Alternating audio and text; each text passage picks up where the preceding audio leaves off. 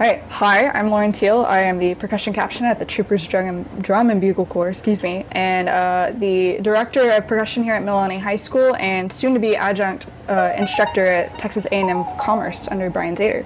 So excited about that. And that's it.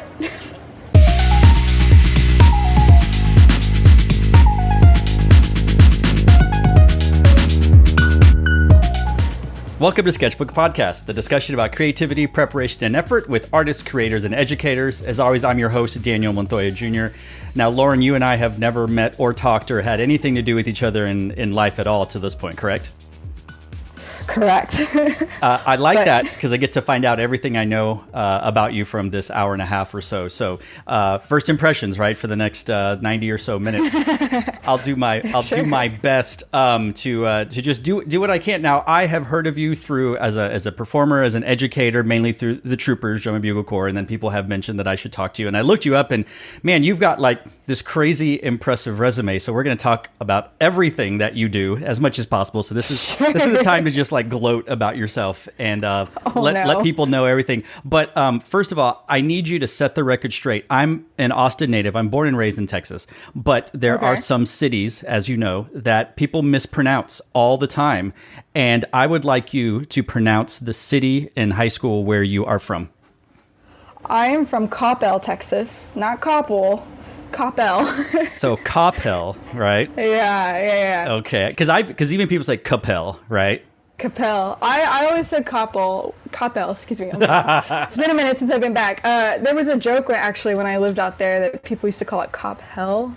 There were a lot of speeding tickets. A lot of speeding tickets were issued in that state or in that city. But that's how I've always pronounced it. Right on. And so you're from there, and I'm assuming you were in the band. Now, who was your high school head director at that time? At the time, it was Scott Mason. He's been there, I think, 17 plus years, a real institution of the program. I think I believe, left the program maybe 8 years ago. Don't quote me on that. I can't remember. But he was really like a foundation there and created something special and interesting for sure. Yeah, absolutely. Yeah. And when you were there, do you remember the instruments you played for all 4 years of marching band? I sure do. I don't know if I'm embarrassed to say, but I played marimba all 4 years. So why is that embarrassing? I would love to have said that I kind of branched out and tried, a little bit of everything, but I think I found something that I enjoyed, and I'm not going to lie, I loved the fact that we would be rehearsing in the Texas heat, in the shade. I'd look over at all my friends out in the battery holding the drum, and I was like, this is not so, I kind of like this. So yeah, all 4 years, some marimba. Yeah, pit kids are special. And I don't mean like in the weird way, because when I taught, I really liked working with the pit. And they're just a weird little cult of kids. And when you talk about the heat, I love it because I used to teach at Ronald Reagan in San Antonio. And everyone's outside, and they're in barely a shirt and shorts. And the pit kids are wrapped up in their marimba covers because they're freezing in the band hall. And you know what it's like? Everyone comes in and they're all mad because they're drenched with sweat. And you guys are eating your goldfish. Oh, it was so cold. Yeah, you're wearing hoodies. Ice cream melted kind of slowly because it was so cold in here. Yeah, for sure. Now, we don't want to date you here, but what year did you graduate high school? I graduated high school in 2008. Okay, so 2008. I don't know if that's an old or young sounding thing, but it all sounds young to me. So good for you. The reason I'm asking is because you marched in 2008 and 2008? No, 2009. So 2009, 2010 with the Phantom Regiment Drum and Bugle Corps. Mm-hmm. Was Paul your teacher both of those years? He was, yeah. And actually, it's funny you mentioned 08. I did audition in 2008, my senior year of high school, and I like to joke that I still am involved in the drum corps activity because I think I'll never live down getting cut from that year. It makes a great getting like cut story for people auditioning at Troopers. It's like, you never know what's going to happen. You just got to keep going back. But yeah, it was a really incredible experience auditioning that year, and I could say that kind of influenced my decision to go to UNT eventually. It was that experience at Phantom Regiment in 08. And clearly, that was a special year, but I think I remember those camps more vividly than some of the other years that I ended up in the ensemble, just because I remember just thinking, like, this is it. This is what drum corps is. Like, so. Right. Yes. And then you followed the Rennicks over to Vanguard for your age out in 2011, correct? Right. Yep. Actually, that was not my age out. I will say I had a bonus year. I have a summer birthday, so I didn't quite make it out for the 2000. Moving to Georgia and taking what I thought at the time was, the first step in my career. Little did I know, things will unfold and change in ways you'll never expect. But at the time, that seemed like a big deal to me, like getting that first job. So kind of missed my last year there. Jobs, right? Whatever. We got to get them. We understand that. So I have to ask you. So where you're from is in the Dallas area. For those who aren't aware, the DFW Golden Triangle, correct. As they say. So I have to ask you if you are a fan of professional sports, and if so, what are your teams that you decide to root for? I don't know if I would say I'm a huge sports fanatic. I think I'm a bandwagoner. If it's going well, I'll totally jump on board, and I think it's fun to celebrate the atmosphere. Maybe when I lived in Atlanta for a little bit, and I was on the Atlanta Falcons drum line. You better believe I was all about it there. When I taught at the University of Alabama, and they obviously have a great football program. Correct. So that was a lot of fun too, But I have some Mavs t-shirts from my high school years that I went to a few games. So that was always fun, but I wouldn't say I'm a fanatic by any means. Well, the good thing is that you didn't say you're a Cowboys fan, because there's 35 episodes of this, and I think I talk bad about the Cowboys in every single one of them. So good for you. So way to go. But I mean, the fact is that if you worked at Alabama, that team could beat the Cowboys anyway. So you've got the you've got the better team there. That's right. So who's got the better football team? Denton, the Screaming Eagles of the University of North Texas, or the Indiana University football team? I hate to say I never went to a single game when I was at Indiana University. You're doing your master's. Why would you? And being from Texas, I was actually quite busy when I was there, so I didn't ever make time out. So I couldn't speak to that. But okay. I was at UNT for 4 years, so go Mean Green. Go Mean Green. Yes, as they say with Dr. Nicholas Williams, correct? Correct. Yep. Yeah, y'all are both on islands now. Him in Australia, and you in Hawaii. His island's a little bigger than my island.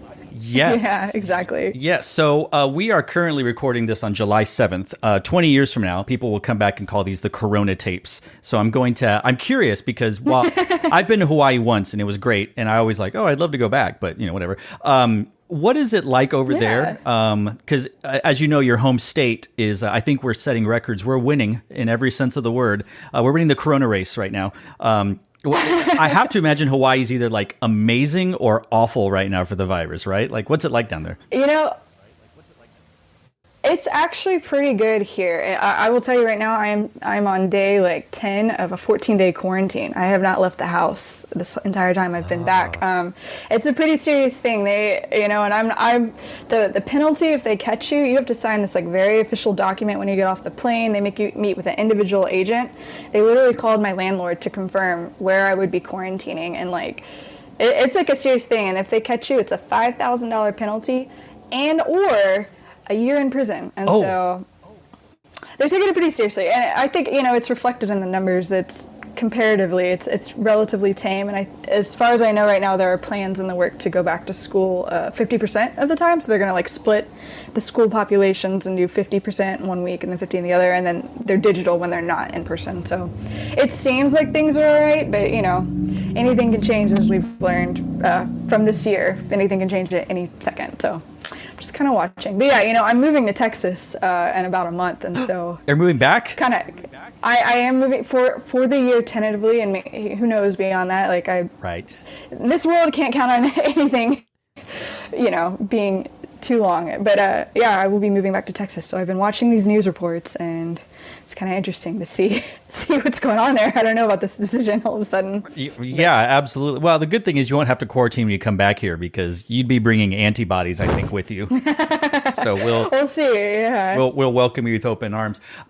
So you are in Hawaii. You spent the better part of a year, right, in Hawaii. Right. I'm curious how one ends up in Hawaii other than I'm going to pick up and move and just go do that, that kind of thing. But Sure. what took you from Texas to, to Indiana, to Georgia, to Alabama, to where all these other stops, Wyoming, and now you're in Hawaii. How did you get there? I would like to first preface it that when you put it that way and you kind of think about it, like it really sounds like I move a lot. I never moved to these places with the intention of just picking up and moving again. It's just kind of, I'm always very much like, let's see what doors open. And I'm, like always open-minded about like what the opportunities are. But actually, I've been working with the high school out here, Mililani High School, for 3 years. And I can thank my friend Todd Clevenger, who was the visual caption head at Troopers a few years back. I remember when I first met him, it was move-ins, and I was still getting to know him and the other faculty. I remember he came up to me and goes, "Hey, are you looking for any writing gigs? I might have a gig for you if you're interested." And I was like, "Yeah, okay, cool." And he was like, "Also, they're looking for someone to teach like their camp. Would you be interested in teaching the camp?" And I was like, "Yeah, just give me like the details." And then this is, as I've since to learn, Todd was doing this very purposefully to make sure, like really pack a punch. He goes, "Oh, by the way, it's in Hawaii." And I was like, "Oh yeah, I don't care what day it is, I'm going." And so that kind of started this relationship, and I had no idea what to expect. I kind of creeped around and tried to find some videos of them just to kind of get a sense of like where the ensemble was. And I can say, seeing what Mililani does out here was one of the most incredible things. Like the group they do is, like I grew up in Texas, I'm used to a very certain UIL, like we're going to do things a certain way, and it's like Mililani and Derek Kaapana, he's the band director out here, has really created something special, and it's a real community where those kids are so passionate and they are so about being excellent. And in Texas, again, not to make comparisons, but like I grew up with a drum instructor, we had several techs and all that. It's not the case like that out here. At most, until recently, they would just have alumni come back maybe and come around and help and volunteer their time. But other than that, it was very much student ran. And I remember the first time I showed up, I was so impressed by the level of ear training that the kids had. Like specifically talking about percussion, it was pretty incredible, their ability to play together and balance and match. And I remember asking them, like, "Well, who teaches you guys?" And they're like, "Oh, we just kind of teach ourselves. We watch YouTube videos." And I remember having a conversation with a friend, and they're like, "Well, think about it. Like, they don't have someone telling them what to listen for. They had to figure it out for themselves." So it actually served as a positive, and it was really incredible. And just to see like what they're creating, this band ends up going to BOA every few years, and they're very heavily involved in WGI.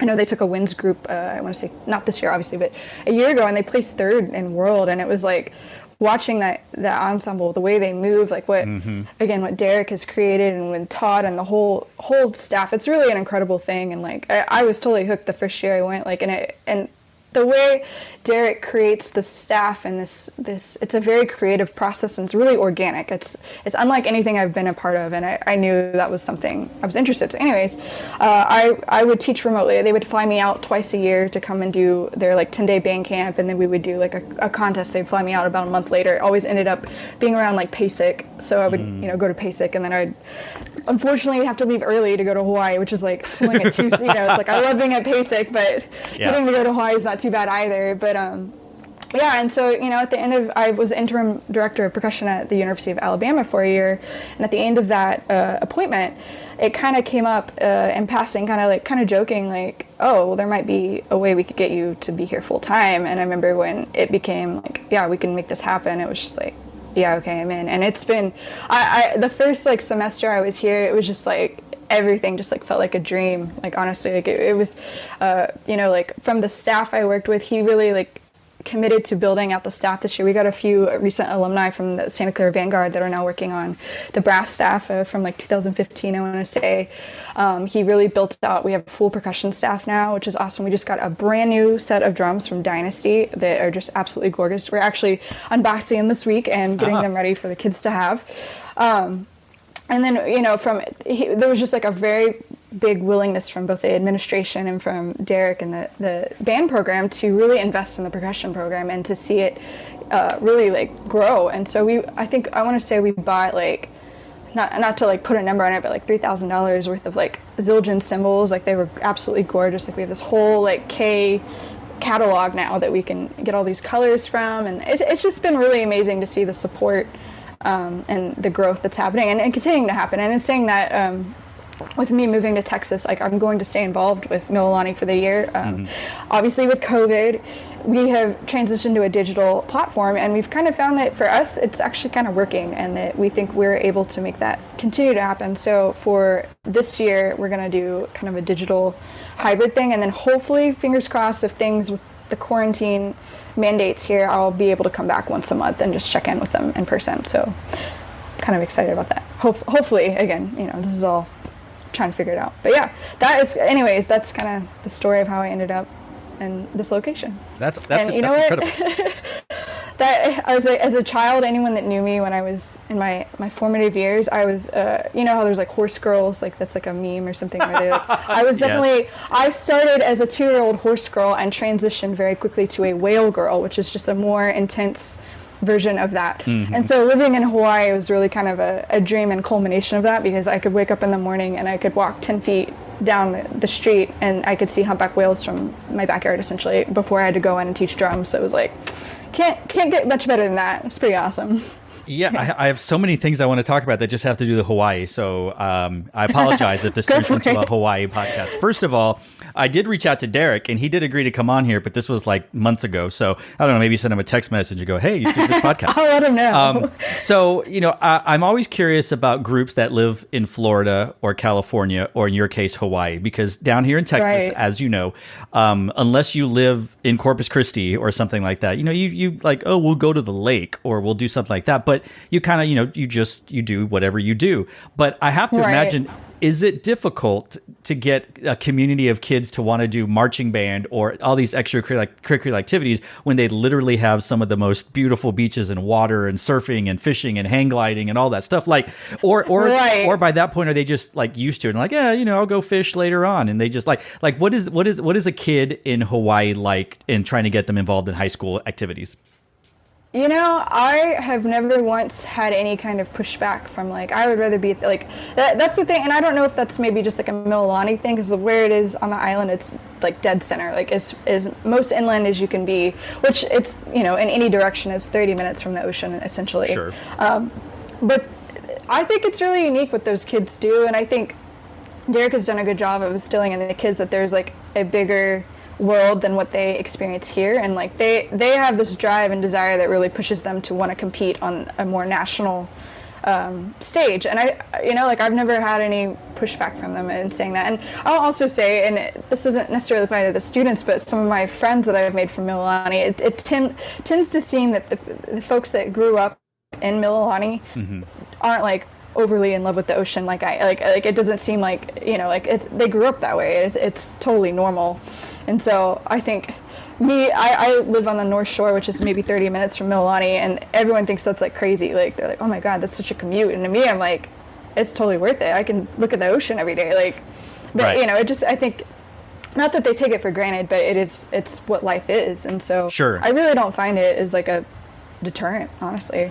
Oh, okay. And I'm currently looking at a map of the island of Oahu, because I don't know anything other than when I just like, oh, I went to Honolulu. Like, that's what we did. We went to Honolulu and, we stayed at Waikiki. That was our first trip, so we did it. So yes, Mililani is right in the middle. You're right. And then a little bit southeast would be Pearl Harbor. And then further southeast would be Honolulu and Waikiki. So yeah.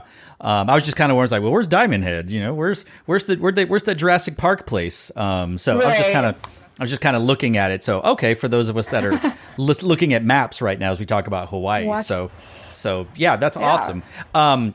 So, there's all these drum corps stories of people who like, oh, our show's at the beach. Let's go arc it up on the beach. And there's pictures of like drum lines and their feet's in the sand and they're on the ocean, right? Do y'all have like band? I guess if you're 30 minutes away from the ocean, you probably don't do that. But you ever just like call the sectional on the beach or something? We've never had a sectional on the beach, but I will say, especially when we do like our summer camp or we have a fall camp, at the end of it, there's a big, it's kind of like a a celebration essentially at the end of camp, and then we take the whole band to it's Camp Erdman out here on the North Shore, and they do this whole bonfire. It's actually really special and kind of moving, and they get to the sunset on the beach, and like each of the seniors gets to speak, and like they throw something into the bonfire that is like meaningful, and they have a reason. And it's kind of like, you know, like leaving their legacy, but it's a really cool thing. But as far as rehearsing, we haven't quite done that. I think the closest thing is while I'm quarantining, I've been doing digital like classes from my porch, and I could see the ocean, but they're obviously down in Mililani. Right. Yeah. So as you mentioned, I've never heard the term whale girl, but I have heard of horse girl, which is awesome. So on your biography, your official biography, it says that you volunteered at the Georgia Aquarium, and that you're an avid swimmer, trained lifeguard, and certified scuba diver. So is every day when you're not teaching, are you in the ocean? Are you just living it up down there?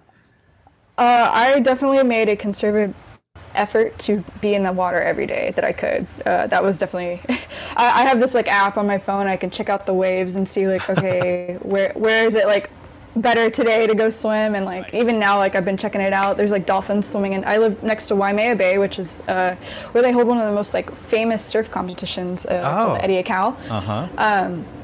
But so like there's a lot of live feeds that I can actually see the bay, so that's been kind of nice. But every morning around like 9:30, I've been seeing like these big pods of spinner dolphins come in, and I just can't wait to get out there and join them. Right. Wow. Yeah. Okay. Yeah. That does sound incredible. It's way better to check waves on your app than I imagine like checking out long waits for Disney rides. I'm not going to mention names, but there are some famous drum corps people that like, hey, Space Mountain, la la la. It's like, all right, Evan Van Doren, calm down.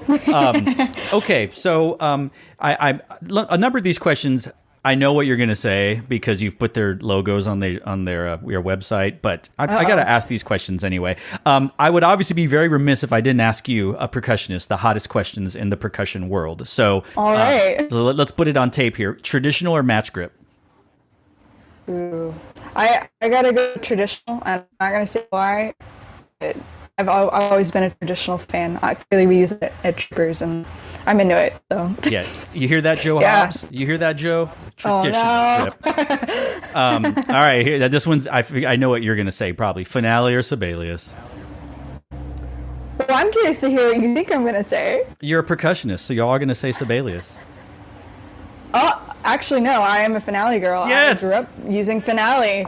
When I was about 7, my dad had an old copy of it, and me and my little brother, we'd get on there, and we thought we were so cool making our little tunes. But I've used it my whole life. Oh, well, you know what? I'm gonna fire all the percussion arrangers I use and just hire you because they all use Sibelius. And take that, Matt Hahn. Sounds good to me. Yeah, let's. Sorry, Matt. All right. So, favorite sticks or mallets? Ooh, well, anything IP, obviously. That's the right. I gotta say, some of my, I've used them my whole life. Legitimately, I don't just mean that as someone that uses them at Troopers, but in high school, my teachers, they were IP guys. But like some of my favorite mallets in particular are actually some that I don't believe market anymore are Janus Potters. Like I still find myself like going to those. I love those mallets. I think they have a great touch across the entire range of the instrument, and they're just the right weight. And I still to this day, like I just did a recording and I found myself going back to those. So yeah, I haven't heard that name for those mallets in a long time. Yeah, that took me back a little bit. Okay, good for you. All right. So far so good. You're 3 for 3. Favorite symbols. All right, cool. Oh well, I have to go with Zildjian. That's what I've been my entire life as well. I've been lucky that most of the, like anything else, most of these bands I've probably used since high school or before. My dad had an old Pearl kit, oh, wow. When I was about 5, and it was full of Zildjian cymbals, and I still have them to this day. Mm-hmm. Kind of took them from him. yeah, they're vintage. He was nice to let me borrow them. Yeah. So that's the next question. Yamaha, Pearl, or ... Ooh, ... I don't know if I could say this one on the record. Why not? You can say whatever you want. I think my heart lies with 2 companies. We just bought a new set of Dynasties out here in Mililani, and I think they're phenomenal instruments. They look beautiful. I actually just got to tour the factory in Fort Worth months ago, and to see what they're doing and the customized finishes they're offering, I think is really awesome. And I think that like personalized touch and limited options is kind of cool. And also saying that I grew up with a pearl drum set in my family home, and Troopers, obviously we use pearl, and those guys have taken care of us so well, and I think if I had to pick some brands of drums, it's going to be one of those guys. It's a good answer. I'll allow it. I'll allow both of those. Great. Thanks for allowing. Yeah. Are the drums just too loud? No, they're never just too loud. Never. I think that it's all about contrast. If you don't have your loud and your soft, it's boring, right? I agree. Yeah. I agree. You've I don't know when the last time you were in Texas and dealing with Texas marching band, but those UIL judges. It's always they're too loud. They're never. If you can hear it, it's too much. Absolutely. So that brings me to the second question: are the electronics just too loud? Ooh, as someone that has been penalized for both ways, I think it depends on the mix. You gotta get the right people in there that know what they're doing. And speaking of Eric Cosman, he's kind of leading the charge on how to mix it correctly. So no, I don't think it's too much. I think it just needs to be mindful of the total music package. I agree. Just like anything else. Yeah. So the last episode I had on, I had Chelsea Levine of Seavine. Yeah. Maybe the biggest cymbal person in the world. She's bringing the pushback. So I'm curious. I don't know off the top of my head if Troopers uses a cymbal line, if they did use a cymbal line or whatever. But I'm curious about your thoughts on the dwindling state of cymbal lines in pageantry. I relate it to timpani, right? Timpani is kind of disappearing from the world, but I think there's something unique about that voice and having an acoustic timpanist in a front ensemble. And I think the same thing can be said for, look at Vanguard cymbal line. I remember when I was in that group, there was no one that worked harder than those guys. Guys and girls, I should say, excuse me, but they were there to do the best that they could, and they worked their butts off. And I think that we should never corner ourselves into being this is what it is. If we have the color palette, let's use it. And so we don't, at Troopers, we don't have a cymbal line. It was that way before we got there, and the music we have, it has not, we've not written it in a way to call for it, but I would hate to see the Vanguard cymbal line go away. I think that would be that's such a and I think what Chelsea's doing with Seavine and the education she's bringing, that's probably something that's needed, right? I can speak for as an educator, teaching a cymbal line is totally intimidating me, right? It has its own vocabulary of how to approach it, and I find that scary. And I think what Chelsea's doing with providing these educational resources for educators like myself and everyone else, and that is what is needed if we want to see a resurgence of that art form. Now, you're a Texas girl, but you are in Hawaii, yes, and you've gone all over the place. So I have to ask you your thoughts on sparkling water, specifically Topo Chico. Okay, you're not going to like this, but I'm actually not a carbonation fan. Oh. So anything carbonated is not really my jam. Okay, well, I will allow that. That's okay. All right. If you had said LaCroix is the best one, then we would have had a problem here. I can tell you a few years ago, though, there was a real pandemic in the Troopers percussion staff. In particular, there seemed to be LaCroix boxes everywhere. Oh, but my God. I did not partake. Yeah. I just like regular water. Yeah, the regular water's just fine, Yeah. Now, you are the first movie star that I have ever had on this podcast. Oh, wow. And I didn't know that until I read your biography. Can you, instead of people going to your IMDb page, can you just tell everyone about your starring role that you had? Yeah. Most people don't actually know this, but I actually was in the Hunger Games and saved Katniss Everdeen. My role was very pivotal to the plot. You don't really get that from watching the movie, but if you read the screenplay, you'll see that how the timpanist player, they really stepped in and saved her. No, I played for about half a second. If you blink, you'll miss it. But for half a second, I was on screen air drumming on a timpani. It was a pretty cool thing. I was living in Atlanta, which has kind of become a pseudo Eastern Hollywood. There's something about taxes there make it a lot more economical. So at the time, I was playing on the NFL drumline for the Falcons. It was I had just moved to Atlanta, and actually Nick Taylor had kind of mentioned that his then fiance had been on the group and was moving to New York, so there was a position open. And it might be a way to kind of meet some of the locals. A lot of guys that were in that group actually were like old blasters from some of the casts from like the early 2000s. Sure. So I joined. It was pretty interesting, but I remember we got a phone call one day, or I think maybe it was an email from the director, Chris Moore, who was the director of percussion and the drumline at Georgia Tech, saying that the guys from Hunger Game were filming on Georgia Tech's campus, and they had actually asked if he had access to 30 drummers for this big timpani scene. And so, of course it was like, well, yeah, I'm all down. And it was really cool. We got to go and like do like a fitting for our costume, and it was all very like, it was like several weeks in advance. We had to go and get our costumes and our measurements, and then we had to show up at like 5:30 in the morning and sit in like a makeup chair. And I can't tell you how many times they like redid my hair, which in hindsight, it's like, man, they're putting a lot of effort into these extras, but just to see like the amount of detail and care that goes into every single aspect of the movie was really interesting. But there were like maybe 500 extras that day, and they had us all line up, and they went down the row and looked at every single one of us and looked at our hair and our makeup and how all was. And I got sent back like several times. I guess couldn't find the right look. Yeah. Really? But yeah, but it was really interesting. So we get out there, and I remember they kind of looked at us, and I think it was Dave Cox that was kind of being like the ringleader, and they looked at Dave and they were like, all right, here's the music, can you guys play it? And they play this like through composed track, and they look at us like, all right, can you play it? And we're like, well, is there like sheet music or anything? And they're like, well, no, like, can't you guys just play it? And so we're kind of all like, all right, there's like okay. So I think it was Dave that really, I'm sorry if that's not who it was, but this is what my memory is, that he kind of like was like, well, all right, let's come up. We came up with this little pattern, a sticking pattern, and I remember we figured it out, and we like, okay, we'll do this. So we get out there, and we start playing it for the first take. And this is for the scene, this is in the second one, the Catching Fire. Oh, okay. It's the scene where Katniss is like doing the parade, and they're coming in on the horse chariots. Yeah. And so we're like at the Atlanta Motor Speedway, and there's a giant green screen, and then we've got like 32-inch timpani of all different brands lined up in the sweltering heat, and they gave us all these like concert bass drum beaters, and they're like, here, we're gonna play with these, and we're like, look at them, we're like, all right.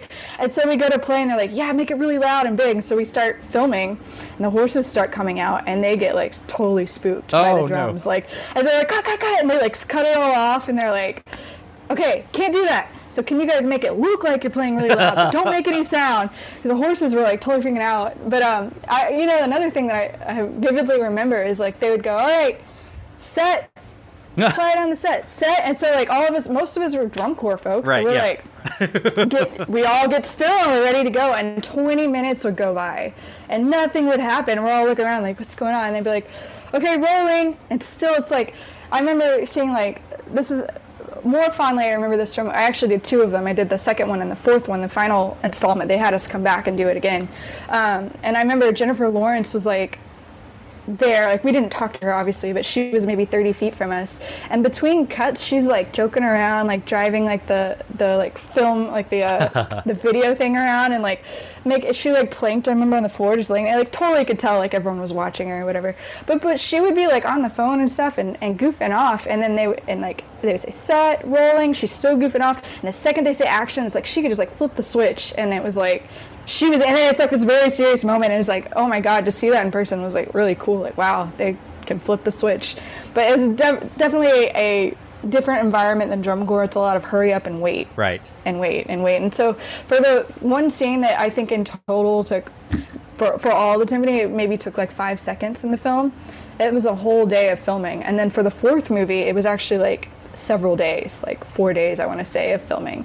And it was awesome. We got like a higher rate of pay than your standard extra as musicians. It was a union position. Oh, there you go. So it was like, I got this like random check one day, and I was like, oh, this is great. That was, like pretty easy work. So yeah, it was a really cool thing. And I totally bring that up whenever I go to a new high school. I think that's like my way to when the high school is over, is be like, I was in a movie. That typically gets their like attention. Right. And then I show them the clip, and it's like, you gotta like pause it and be like, no, it's this one right here.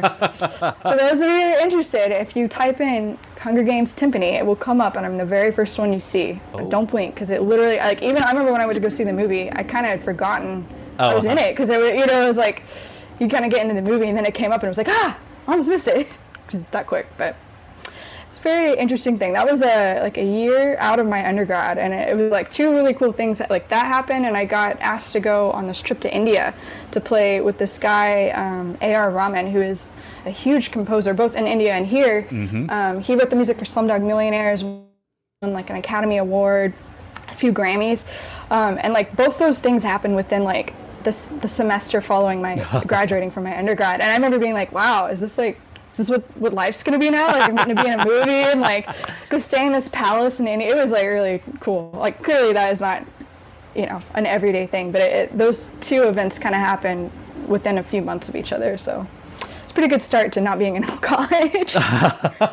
I'll say, oh my gosh, yeah, wow. Well, so you're definitely the most interesting person I've had on here. So take that, everybody else that's led to this. Gosh. Not true. No, that's incredible that you did that, and that's I do remember. I think Andrea Brown was at Georgia Tech at that time. I believe she was before she went to Michigan, and then now she's at Maryland. Yeah, because I vaguely remember her saying that they were filming, and maybe the band had a part. Right. I don't. They did, yeah. I see. She was at staff at Phantom Regiment actually when I was a member. Right. And I think I remember seeing her because I like teched in the summer. The first summer I moved out there, I did a little bit of camp for Georgia Tech, and I believe she was around. Yeah. Yeah, so it's funny because you mentioned you go to these camps, you're like, hey, I was in Hunger Games. So you're kind of like Jeff Queen, who would like go to the places and he's like, I'm going to play tribute for you, and you could theoretically play your timpani part for them and go like, hey, I'm going to play you what I played, and that'll be $500, please, and there you go. So. Right, yeah. I'm sure people wouldn't want to see this. Pretty basic, this is kind of mean, but I remember watching. Most of us were from the Falcons, but there were like two random players that were not affiliated with us. They were like career extras that had like you had to be like a drummer, and so like they had said it. And I remember this one guy, he was like an older gentleman, was like totally freaking out about like he was like over in the corner like practicing his part, and it was like dun dun dun, like between all the breaks, and we're like, oh, it's fine. Like, but he was like a career, like that was his thing. So. Well, yeah, you took it seriously. Well, that's how you get better at your craft. You practice your extra-ing in the corner. Yeah. I wonder if it's like what that guy felt like. It's like, oh my God, I'm around a bunch of professional musicians. I got to look good. And y'all are like, we're around a bunch of actors. Oh my, like, yeah. Yeah, probably similar. Now, as I didn't mean to insinuate that you move after every year, but you've been around. You've been around the country on your travels as a teacher, as a performer. So I want to ask you some questions about food. Okay. And, I'm expecting wonderful answers from everywhere, except for one of them. I expect it to be a certain type of place. So I would like to know if you ever ate them, your favorite taco, whether it's breakfast, lunch, or dinner, and where it's from. Oh, I can actually give you a very specific answer on this because it's a taco from a place called Fiesta Fresh in Hilton Head, South Carolina. It is by far, hands down, the best taco I've ever had. I grew up in Texas. I grew up eating Tex-Mex. But this place, like never do I crave a taco like I crave that taco, and it is very good. It's very fresh tasting. So they've got really nice shredded chicken. They use this white cheese on top, and I've heard that it's a common thing, but I have never experienced it, and it's great. So okay, and it comes with like chips and some beans. You can. Yeah, it's great. That's solid. Yeah. All right. So far, so good. I don't know if you eat meat or ever ate meat or whatever, but did you have a favorite burger? I've got a pretty I've got two. I think if I ever crave it, I'm not a huge burger person, but I will every now and then fancy myself a burger. I really like Five Guys. I think that they have a pretty solid, like if I'm gonna get a burger, I'm gonna go get a Five Guys burger. But there's also a place that I went to one time in Savannah, Georgia, called the Green Truck. It's a farm to table situation. They make their own ketchup. It was like very fancy. I was like, oh, wow. Yeah, I remember like waiting in line for like 40 minutes to get a table at this place. And I was like, is this really worth it? Like, this is a hamburger spot. But it was so good. Like, I've only had it the one time, but like I still remember it quite vividly. And it was like this is sad, but like the cows were down the street. They the meat is like very fresh, which like as an animal person is like kind of upsetting to me, but it was very good. I will say, like very flavorful. So did the cows look like they were leading a good life though? I mean, they were very free range and their grass was very green and long and lush, but hopefully. Yeah. So you've spent time in the Southwest, you've spent time in the South. Favorite barbecue? Oh man. This is probably not, it's not anything special, but it's, if I think of barbecue I crave, it's actually a place in Tuscaloosa, Alabama. It's called Hughes Q, and their fried okra actually was what I always wanted, was their side. I judge barbecue places more on their sides than the actual quality of the barbecue, and so they've got a lot of options for sides. I'm probably in, but this place Hughes Q, I think I went before I was on the road with troopers, and I got the position like in the middle of tour, and so when we did the swamp tour through like Mississippi, Alabama, when we stopped in Birmingham for the Birmingham show, I actually hopped off and drove down to the campus to check it out, and one of the band directors there, Randall Coleman, took me to this place called Hughes Q, and I was, that guy. Well, I was going to ask, because I wrote a show for them one year, and they flew me down, and I got to go to the Tennessee game and experience SEC football. And then we went to a barbecue place afterwards. It was me, and then Azello. It was Randall Azello, and Heath Nails was there at the time. I don't think he's still there anymore. He was there when I was there. And Neil was still the percussion. Neil Flume. But we went to a barbecue place, and I was like, "This is really good," but I don't remember. So I feel like if Randall took you there, he probably took me there also. It's probably the same. I'm telling. That was like the welcoming committee. It was like, we're gonna like. Ozello was the one that was like, you should take her over to Hughes Q, and it was like that was like the spot for me. And like I think thickened up a little bit from my frequent visiting of there. That's awesome. Yeah, I learned of Steel City Pops from Alabama and Nukes because Nukes is by the old or by the whatever. Field. Yeah. And the Arby's, obviously. Yes, there was Arby's. Me and Neil Flum frequented the Nukes right there because it would be in the middle. We would have like drumline sectionals on Wednesday, and then I think we had like a 30 or 40 minute break between like the full band sectional, and then it would just be the drumline. So we would like run over, get some sweet tea. Yeah. Oh yeah, I love Nukes. Good. Thanks for Randall for introducing me to that whole thing. So that's awesome. And what was the remind me, the sound guy for the front ensemble? Oh, Michael Wilkes. And what's he famous for? Being the pianist for Steppenwolf. That's what it was. Yeah. Yep. Born to be Wild. He was one of the most genuine guys there, and so welcoming. And I remember he actually made some like really nice videos of like our first percussion ensemble concert, and like was just such a good guy to be around. Like that guy cared more than anyone about just people. Like just a sweet person. Yeah, it's awesome. Yeah, it's really incredible. Amazing. And he's like literally a rock star. Yeah, like, literally a rock star. A rock star. Oh my god. Yeah. Don't know if you eat it or ever have. Favorite fried chicken? Fried chicken.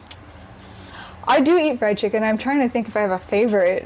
This is probably not a great answer, but I will get some KFC every now and then if I'm. No one's ever said that on this episode. I don't have any like special places to go, but if I ever get a craving for it, especially living in Alabama, I used to work at a place in Montevallo. There weren't many options, but there was a KFC. And every now and then I would just kind of make my way down there. I'm probably getting texts when this airs. I'll get people going, KFC? And I'll go, what are you talking don't hate me. Yeah, Lauren Teel loves KFC. There we go. Do you have a favorite pizza?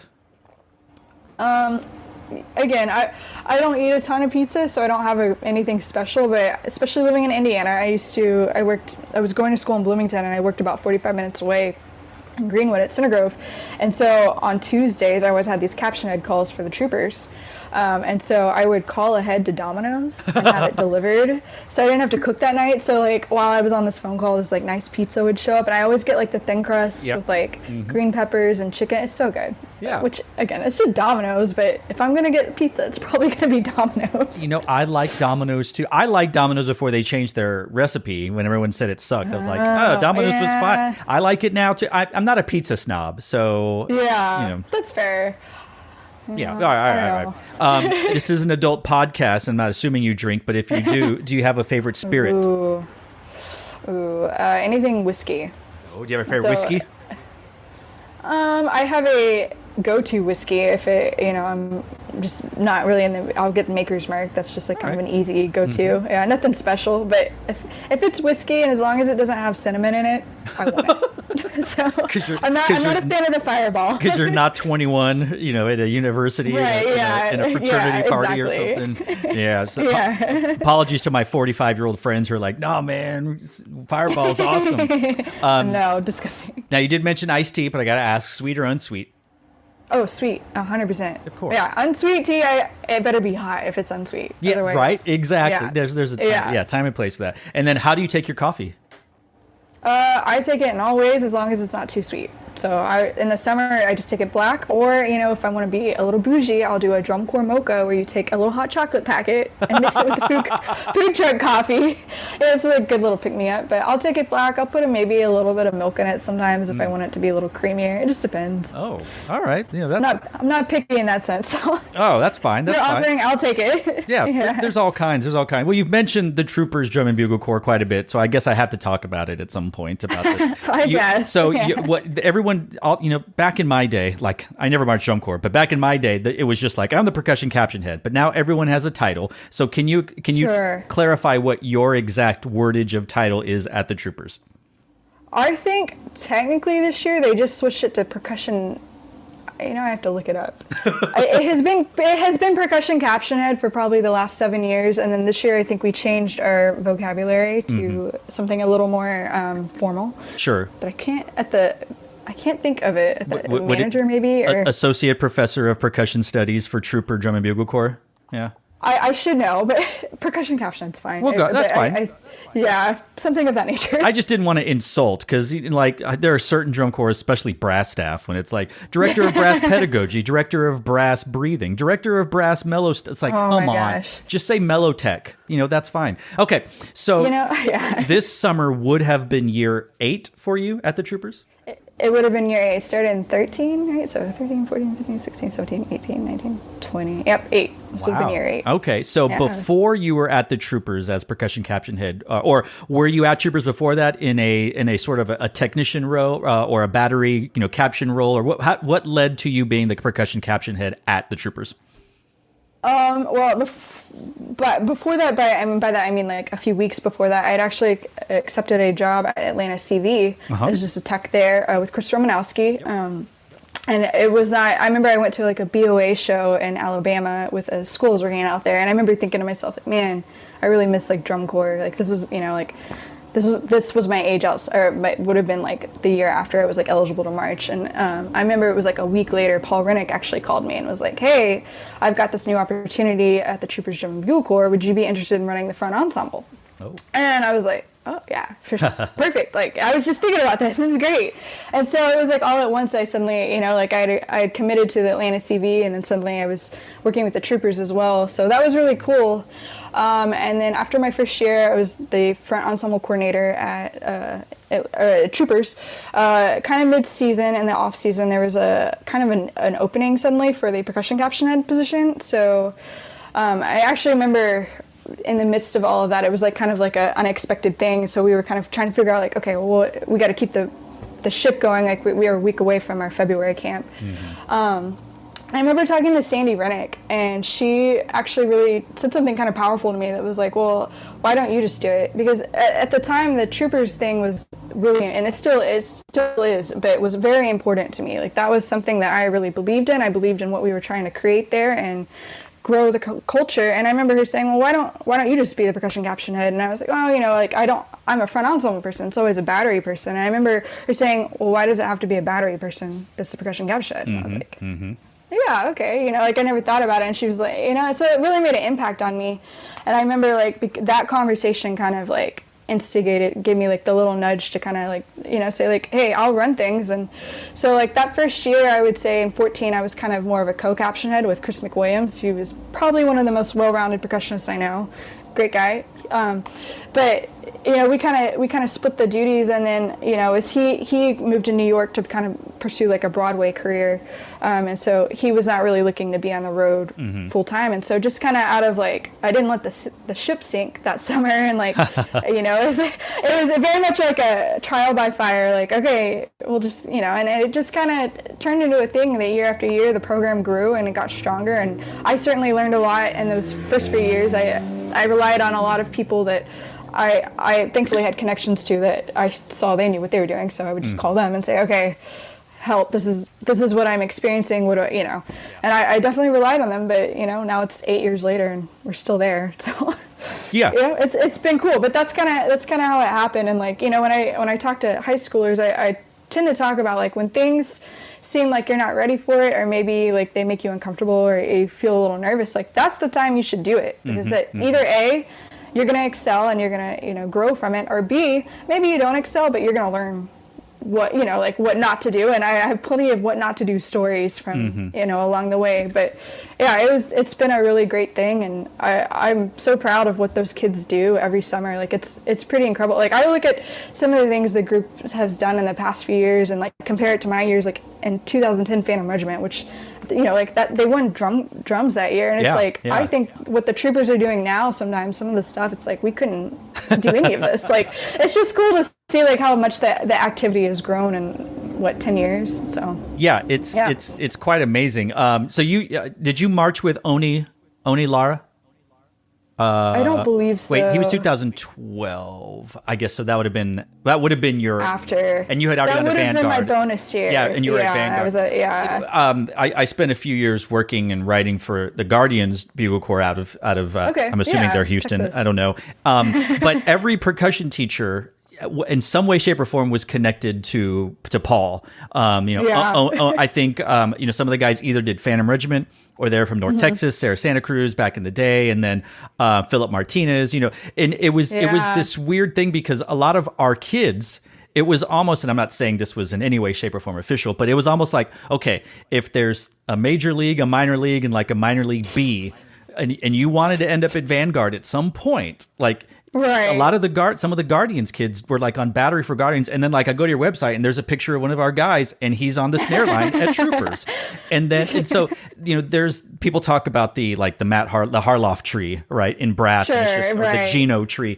and there's this Paul Rennick tree going as far back as Carolina Crown when he was there. Basically, his drumline was making finals when the Corps wasn't making finals, and I asked this question and I can't remember who it was, and I said, can you describe the Rennick style, and he talked a little bit about it. I'm curious, you as a teacher, as a colleague, I believe him and Sandy write the Troopers percussion book. They do.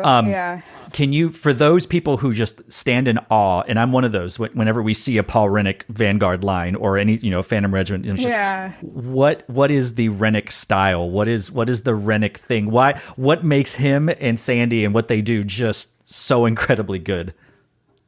It's all about the music and listening and your ability to understand what is happening musically. That, like, hands down, like, I can't tell you. And also it's the energy that the staff brings, and like just the culture they've established amongst the members, to like everyone's there for the same reason, and it's to play music at the highest level. And it's something that you like in some instances we'll never experience again. And like they're just so great at both like the head management side of things, like really talking through the process of like what's happening and how it's like performance psychology, right? Like you're getting a crash course, and Paul and the rest of the staff are just really great at making a point to talk about that every day and talk about the music, and so that we as players understood exactly how our parts fit into the bigger form, into the because you're one voice of what 100 and so many people, like brass and percussion, and like it's not for those ensembles, like we didn't talk so much about how it looked necessarily. We talked about how it was supposed to sound, and I think that's something, like coming from Texas and having lived in other states, I really noticed was that like there's two ways to go about it, right? You can talk about like the mechanics all you want, which you need both. You need to talk about the mechanics, you need to talk about the listening, but like specifically at Vanguard and any of his ensembles, there's such a importantness around like how you sound and understanding what it should sound like and what are characteristic sounds on your instrument, and making sure that you understand that if we change something about, you know, like how you're feeling the sticks in your hand or whatnot, it's for the sound. And I think a lot of times as educators, sometimes it's easy to forget that step of like, hey, can you try it this way? Do you hear how it changes the sound in this way? That's a color you can access, right? Because for me as a musician, there's not a right or wrong. Is that the sound you want, right? And I think that's something that they do really well there. And that's what I think ultimately attracts those types of players, or the players that are looking for that musical experience. And yeah, I don't know. It's a lot of, I feel like it's such a like wide conversation. It could be its own conversation. No, for sure, about, like, for sure. How incredible. Yeah, well, you've had the opportunity to learn from both of them in so many different ways. Like, did you in high school? Did they help at Capel, or was the percussion? Was it Alan Miller? Was he at Capel at the time? It was Alan Miller. It was Jeremy Harris my first 2 years, and they're both still in the DFW area. And then it was Alan Miller my second 2 years, and Mike Hodges all 4 years, I believe, was there as a private lesson teacher, and that was actually my lesson teacher. And he, at the time, was on staff at Phantom Regiment for Paul and Sandy, and I believe he marched 06 at Phantom, and then before that he was at the Cavaliers. So I kind of had this like Cavaliers, like Phantom thing. And I remember having a lesson with Mike Hodges my senior year, and we kind of been toying with the idea of like doing drum corps. One of my really good friends, he had gone in 07, I remember, to a Phantom Regiment camp, and I had never really paid attention to Phantom at that time. I grew up a drum corps fan. Like, my dad had been taking me since I was like 2. Like, there's literally home videos of me as like a 2-year-old watching the cadets and like holding drums. It's just, yeah. So I've been going for a while, but I was a kid. I was in the Blue Devils and the Cavaliers in the 2000 because they were winning. And they had the show, the 007 show and all of that. Yep. So I was really kind of, I was a homer for that. And obviously, like, when I kind of discovered, I can't march Cavaliers, that was like totally devastating to me, because that was like the core I was about. But I thought the Blue Devils were cool. And I'll admit, when I was in middle school, I thought the Vanguard were cool because they're Aussies. I thought, like, that's a cool uniform. I never really paid attention so much to Phantom Regiment. And I remember that 07 show really being like a pivotal year, because my friend went and auditioned, and I remember we went to the Dallas show, and he was like, no, we need to go catch Phantom Regiment. And I remember thinking, like, okay, this music's kind of cool.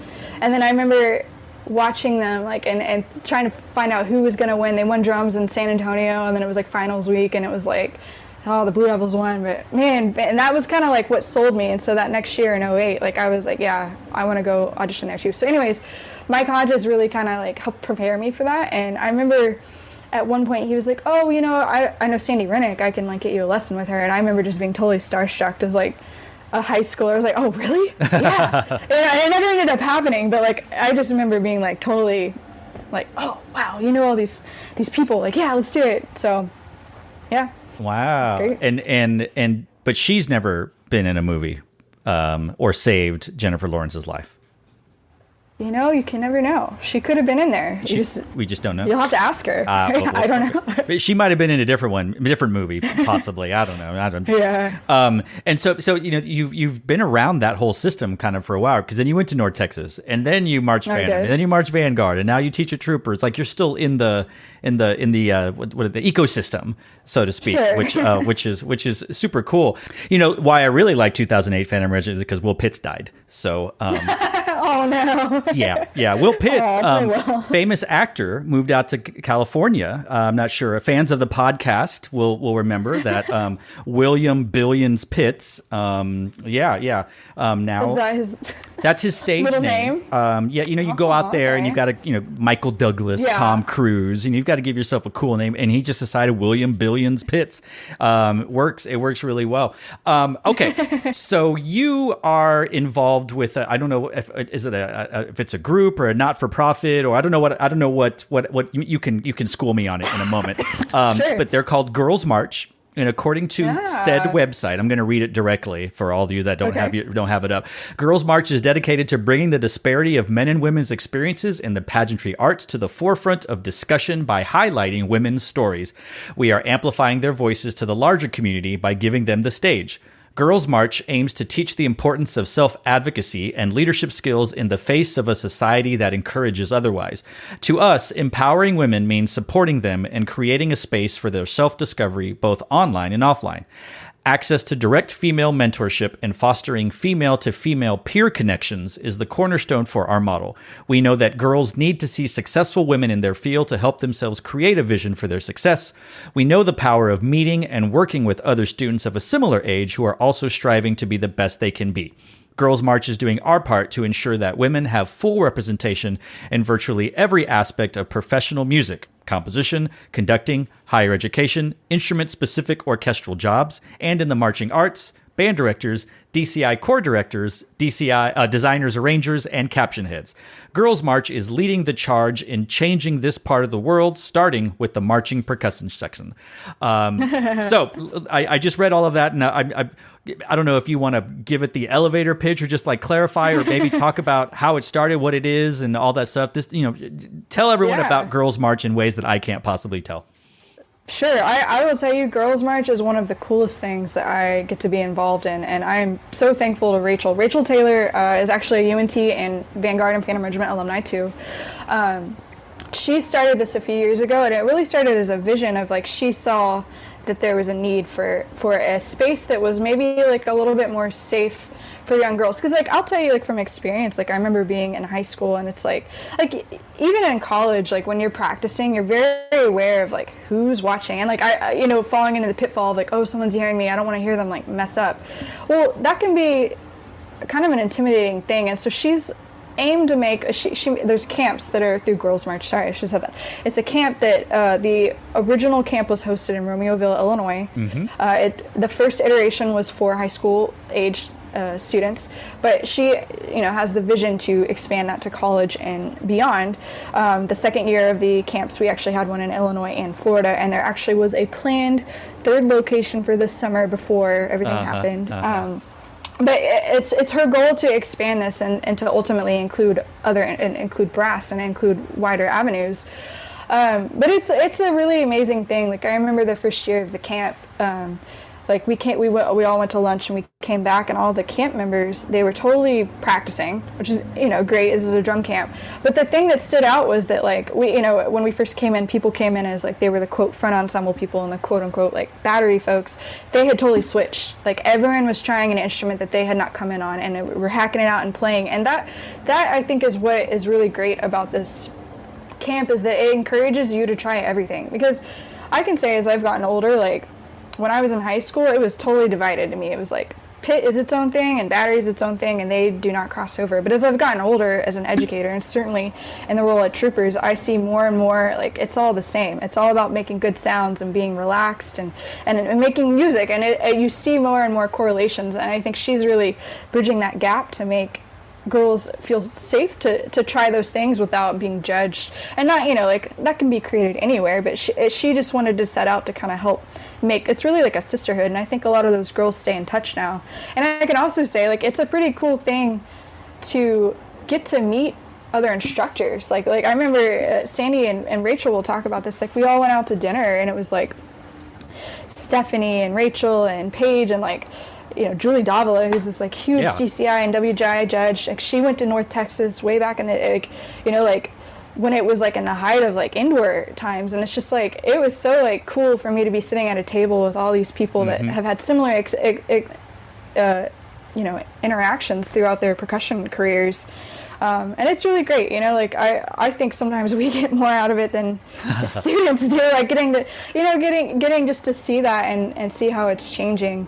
But I can't recommend it enough, and I think that it's only going to continue to grow. We've had several meetings as a faculty over the summer just to kind of talk about ideas and stuff, and it's always great just to see each other. And like I can say, like I've formed real friendships with these other educators that now, like I've been, as COVID has taken over, I've been slowly learning how to like edit videos and things. This is not something that I had an ability to do previously. Sure. But like my friend Stephanie, she runs media for Vic Firth and Zildjian, and she's like, because I met her through Girls March, like I'm, like able to like ask her for advice, and like it's just like a really cool thing. So yeah, send your students. If you've got students, we'd love to have them.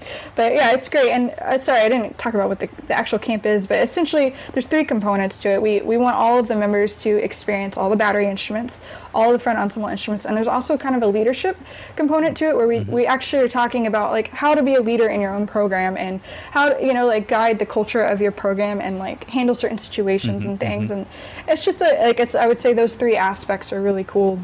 So the students leave having played every instrument and experiencing, because it's a place to get a chance to, like, maybe you always wanted to play tenors and you just never got the chance to, and like now you get that experience and see like maybe this is something I want. Oh, maybe I want to be a bass drummer. Let's try that out. So yeah.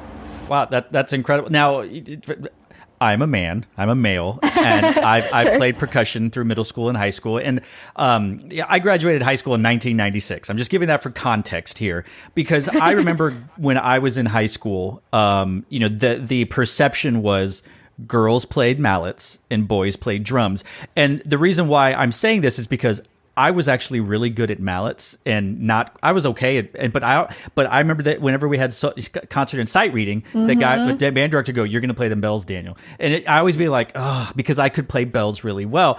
Right. And you grow up with these there's stereotypes, right, in all kinds of things, and they go with every instrument. Trumpet players have huge egos, and tuba players are slow, and trombone players are loud. And then, there was a time, and I feel like it's slowly changing, but there was that perception, okay, the girls go in the pit, and the boys play snare drum, and the girls play bass drum, or, I don't know if you had this at your high school, but for a long time in the 90s and 2000s, the big thing, at least in Texas, was the cymbal chicks. And, they were usually double reed players, and they wore oftentimes skirts, the same uniform as the color guard or the skirts. And we know LD Bell High School, LD Bell, and they had the berets, they had their hair, I think French braided, right? And then they had skirts. And never in my mind at the time, and for some time afterwards, did I think anything other than like, that's really cool. But, it's, and I'm not ashamed to say this, it took me being married and having a daughter to start going like, oh, wait a minute, that was probably not great. And and if I'm feeling that way, I can't imagine what the females felt like when they look at the snare drums, the tenors, the bass, and go like, why, we're part of them. Why can't we just look like them? Because you're telling, in this case, female cymbal players, that you're different than the rest of the battery. You're not a part, right? Reading about what y'all do here with Girls March, and what I really like is that, like Batman, because he was afraid of bats, and he took that, y'all take the term "play like a girl," and you're kind of just going like, you're not going to use it as an insult. We're going to own that, and we're going to say like, oh, you want to play like a girl? Come on. So I really think that's super cool what y'all are doing with the branding of it, the sort of the ownership of it, and like you said, not everyone gets to go play these other instruments. Like when you like, can you think back to your high school auditions? Would it have been easy for you to go just try the tenors or the bass drum or snare if you wanted to? No, I honestly have a pretty vivid memory of my 8th grade year. I had a snare solo in our big UIL piece, and I loved it. Like, it was like, but I remember there was a guy, actually it was my friend that really encouraged me to go to Phantom Regiment. We were friends for many years, but at the time I remember him coming up to me and saying like, why are you playing snare drum? You're just going to be in the front ensemble in high school. And at the time, I wanted to be in the snare. Like, my dad was a snare drummer. He was a snare drummer at JSU, which is like a huge drumline spot. And, that's what I wanted to do. That's why I joined percussion. Yeah. And so, like, that was, like, really, like, disheartening to me. I remember thinking, and, like, yeah, sure, like, it was such a push to go, and not from the instructors, but from my peers, right? Like, that was where that came from. And I can tell you, like, it's not like a male or female, like, we can all be guilty of this, and it's because that's what the culture has been. Like, I can tell you, when I was in high school, I remember seeing those LD Bell cymbal girls, and I thought it was cool. Like, I thought nothing of it. I was like, oh, cool, like, they're wearing skirts, that looks great. Like, it's not as hot as a band uniform. But, like, now I think that there's a real shift happening that's for the betterment of things, that, like, there's an awareness that, like, we all need to be educated on. It's not just like, well, us as females, we know better, and like, I think we can all totally be guilty of thinking a certain way just because that's what it's always been. And so, like, to see what Rachel has done with Girls March and to help bring that conversation to the table, essentially, to help us all become aware of like, okay, what are we really saying by doing this? What are we really saying by having them be in a different uniform, or, you know, we're going to have them pose in a certain way, whatever it may be. Right. Yeah. And so, yeah, again, I can very vividly remember that conversation. Sure. And one of the things that I really liked about what your I'll call it the mission statement. It was in the About Us. Sure. Y'all talked about the idea of using your words here, representation in virtually every aspect of professional music. And then you go on and list these other things. You know, I've had these conversations internally with the Madison Scouts admin and design team. I've talked with Alex Blue as it pertains to, you know, Black men and women in DCI. And you know, what we have found is it's, you know, I think there is a concentrated effort by a lot of us to go like, we should look at, let's just say underrepresented, which would include, you know, basically non-white males is how it breaks down, right? Sure. And, you know, you'll probably get the same thing. The answer is, well, we looked, there just wasn't anybody qualified, or there was, but what y'all are doing, and what Alex mentioned also was important, is y'all aren't just like starting with like 21, you're going into the community aspect, and you're planting the seeds, right? Because what you're doing for the high school age or middle school age, you know, is you're getting these people ready so that in 5 to 6 years or whatever, you know, then they're the ones that are composing, arranging, designing, teaching. And then, you know, but that's the thing, like there has to be someone that's willing to make the time to make that investment. And that's what y'all are doing for females, which is, again, great, because in 5, 6, 7 years, the fruits of your labor, then they'll be everywhere. And then we won't have the excuse, quote unquote, I'm putting in air quotes, of there wasn't somebody qualified to write our drill that was female. It's like, no, just, you know. No, you didn't. Yeah, because right now the world is like, well, Lindsay Schuler.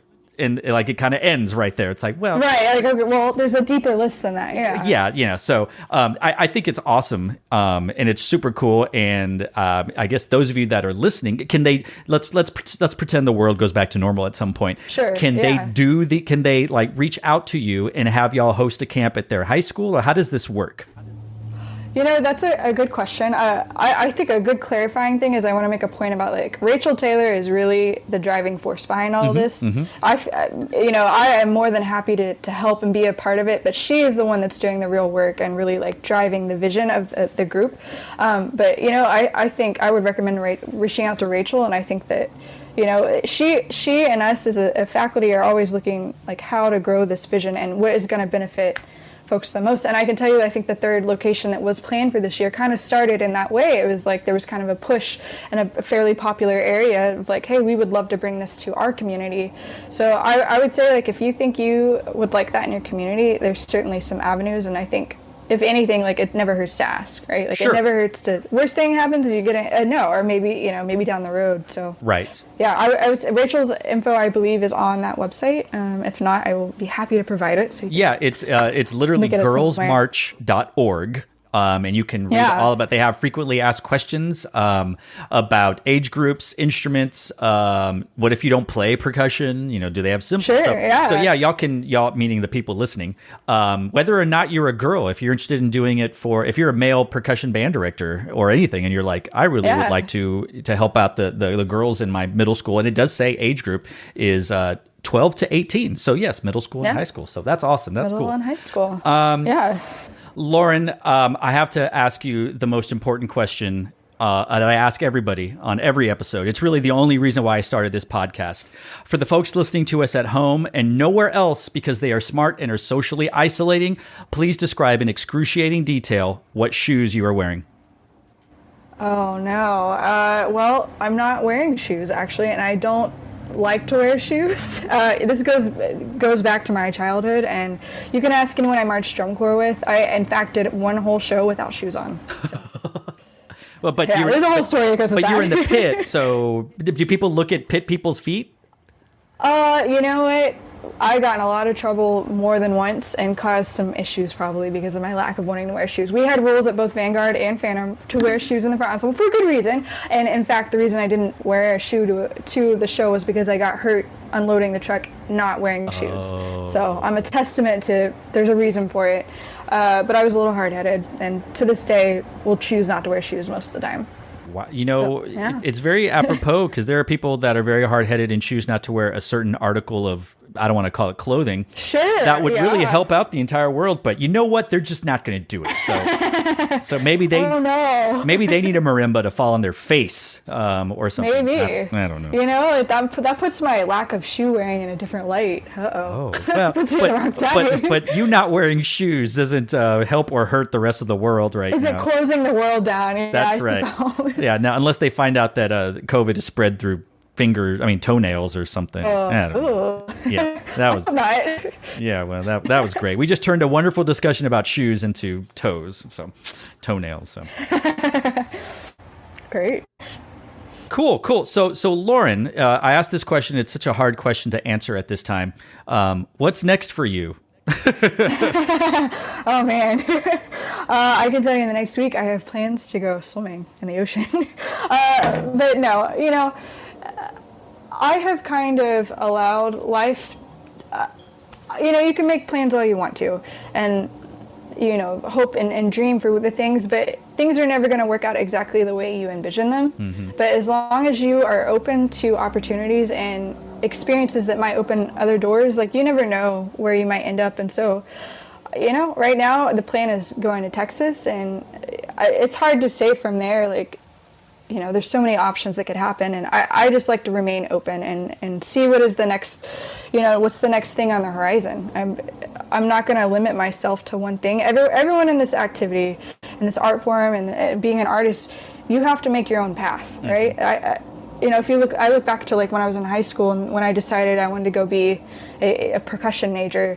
At the time, my goal was like, I want to go teach private lessons in Texas and teach a drum corps as a tech and like be in a rock band. Like that was like the dream, you know what I mean? And as I've grown and gotten older and had other experiences, obviously that has changed. And I'm just kind of at a piece of like, I think it's exciting to not always know exactly what's around the corner, mm-hmm. and just making sure that I have the right experiences and I hold myself accountable enough so that if the phone call, you know, comes and someone's knocking at the door, I can say yes and do the best job I can. Mm-hmm. So, you know, I'm excited to see, you know, I think one of my goals for living in Texas this year is just to really try and make an effort to record myself a lot more. I actually had like a quick job like interview, maybe like right when the COVID stuff was coming around, and there was like a 2-day window where they're like, hey, we need videos of these 5 types of solos. Can you send them to us in 2 days? And it was just like, you know, I went back and looked through my catalog, and it made me realize like, wow, I really haven't spent time recording myself. And so that's something like as I'm growing and learning in this art form, like I think it's kind of exciting. Like there's kind of this open horizon digitally, and mm-hmm. You know, I think I just signed on with the Strive Mind guys, and I think there's really a lot of untapped avenues for us as musicians to start exploring, and I find that totally exciting, like that, you know, like we can make our own paths along the way. And so I don't know what's next, but we'll see. Now, what are you going to be doing in Texas again? You said at the very beginning in your introduction, and then we talked a lot, so I will be one of the adjunct teachers at A&M Commerce, where Brian Zader currently runs the studio. Yes. I'm super excited about that. He's actually going to be acting as the interim department chair for the music department. Yeah. So I think that announcement is coming soon, hopefully. So this is a hot take here? This is like an exclusive? Hot take. I did check with Brian to make sure that I could share that before telling. But so that's happening, and then hopefully 1 or 2 other things are coming down the pipe that I can't quite comment on yet, but hopefully, I mean, they're nothing huge, but you know, it's new things in Texas, so you know, hopefully get to be coming home and seeing some familiar places, hopefully. Right. So we'll see. That's cool. That's cool. So is there anything you wish to plug? Do you have an album coming out, or your mixtape, or anything like that? Well, I did spend the last month learning how to record myself and try and do some like off-brand video of myself with different shots, but I actually wrote a marimba solo recently called Just the Light We See, and Heartland Marimba Ensemble is like playing everyone's solos on this Saturday at, I don't know what time on the mainland, but I think it's 2 p.m. here in Hawaii. I can't actually tell you, but I'm going to be putting that video up on YouTube soon. I'm super excited about it, and you know, it's something that I've been working on. I've never written a marimba solo, and it's something I started when I was 19 years old, and I finally finished it and just finally gotten around to record it. So it's been a long journey, but I'm excited to like put it out there and show folks what I've been working on recently. So Sure. The mainland, because you're in Hawaii. The mainland, yes. Just wanted to remind everyone that you're in Hawaii. Right. There was a big discussion about pepperoni. Of course, pepperoni goes on pizza. Pineapple on pizza. But when I was in Hawaii, I was so hungry. I think we went to, is it called Cheeseburgers in Paradise? Is that place in Waikiki? I think so. I know what you're talking. I haven't actually been, but that sounds right. I was a tourist. All right, it was my first time there, so I did have pineapple on a hamburger, and it was really, really good. So good, yeah. I just thought I would. No, I'm on the side of pineapple on pizza is cool. Like I like caramelized pineapple for sure. Oh wow. Okay. But there's kind of a side note. There's kind of a push that pineapple is not a Hawaiian fruit. What? That is oh yeah, for sure. It is an imported good that just happens to grow really well here, but it's not actually a native Hawaiian food. But you have Dole there. Come on. Dole is 10 minutes from my house, actually. Humble brag. We should have just nothing but humble brag. Totally humble brag. I live in Hawaii. I can see the beach, whales, Hunger Games. Oh my gosh. This is either the best or worst episode ever. We'll go with best. Probably the worst. Yeah. No, I think that's fun. That's fun. Wow. So I learned a lot about pineapple today. So thank you for educating me about pineapple. Sure. Lauren, I say this to everybody, and every time I'm lying, except for today. It has been a pleasure to have you here today. You're an absolute delight. So you're moving back to the Golden Triangle? Is that what's happening, or what? I am. I'm not exactly sure what city yet, to be determined, but I should be back in Texas mid-August. So awesome. So not to end this on a down note, but where would you be right now in a normal drum corps season? It's Tuesday, July 7th. July 7th. Let's see. We'd probably be making our way towards Colorado and Wyoming. Oh, man. Because you would have just done a bunch of parades or something? Yeah, you know what? We probably would have done some parades. Last year, we did some Seaside, Oregon parades. That's probably one of my favorite 4ths to date. There in Bristol will always That's what people probably tell go me. down in memory. Yeah, they say Bristol, and then those who have done Piggly Wiggly with the Madison Scouts, they say some of those two are but people talk about Bristol like it's just this. I don't like seafood, so whatever. Oh, I love it. So I would go as a non-drum corps person. I would show up to Bristol. Wow. So yeah, it's pretty awesome. Well, rest in peace, Drum Corps 2020, right? Yes. But you're doing a lot more swimming now, so I suppose. I guess it's a trade, but there's some mornings where someone will post a video or something, and I totally get nostalgic and just man, nothing's gonna replace that feeling. So hopefully we're back in 2021. Yeah, you missed that 8 on a hand, the green scales. Oh yeah, waking up and just hearing scales for days and the metronome, the doctor. And the good old doctor blaring away. Smell of food truck coffee. with a pack of hot chocolate, right? Of course, yeah. Drum corps mocha. Yeah. Awesome. Well, thank you for coming on this. I mean, for turning on your computer screen. Yeah. Maybe we'll do a part 2 in real life when we're allowed to actually be within feet of people in the future. Distance, sure. Whatever year that might great. be. Hopefully, next year or something. Soon, yeah. Well, thank you so much for having me. This has been fun. Yeah, hang 10, right? Or I'm doing the hand thing. Yeah. The shaka. There we go. That's right. Yeah. I learned something in Hawaii.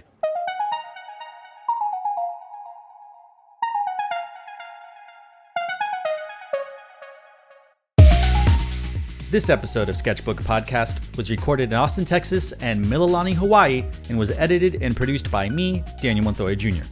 Our logo is created by John Suh of Purpose Designs, and our music is provided by Epidemic Sound. If you enjoy Sketchbook, tell a friend about the show or share a link on social media. You can rate and review this show on Apple Podcasts, and you might find your review featured on a future episode. Got questions, comments, suggestions, or concerns? Email us at sketchbookpodcast@gmail.com. It too could be featured on a future episode. Be sure to follow us on Twitter @SketchbookPod and join the Sketchbook community on Facebook @SketchbookPodcast. And if you haven't already, please subscribe to Sketchbook Podcast on Apple Podcasts, Spotify, or wherever fine podcasts are downloaded. Thanks for listening.